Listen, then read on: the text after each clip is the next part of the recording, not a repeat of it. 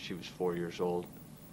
I think it's very important when therapists undertake to work with psychopaths that they know the entire record and that they not be deceived into believing that they have therapeutic magic that can work with these individuals. It's not good for me to be around any female child, whether it be a young child or a teenager. In this gentleman, we see a striking shallowness of affect.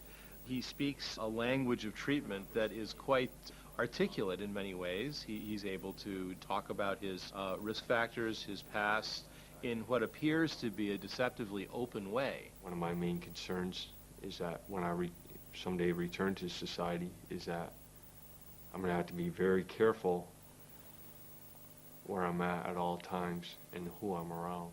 If one looks beyond the words and gauges the affect, the emotion, the feeling that goes with them, at that point you start to see a disconnect with what he's saying and what he's experiencing.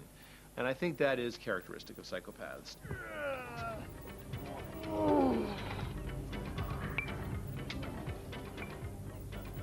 Critics and commentators in the past have said that to study 1% of the general population seems to be a waste of time.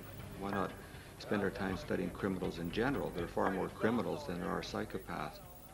And even when we get them into prison, say, well, we're only talking about 15 or 20% of the prison population. Is it worth really paying attention to them? It sure is. And the reason is there may only be a small number of psychopaths in the population, but the damage they inflict on society is very widespread. And in fact, I would estimate that the 15 or 20% that I'm talking about are responsible for at least half of the violent crime in our society. So we've got to understand this particular disorder.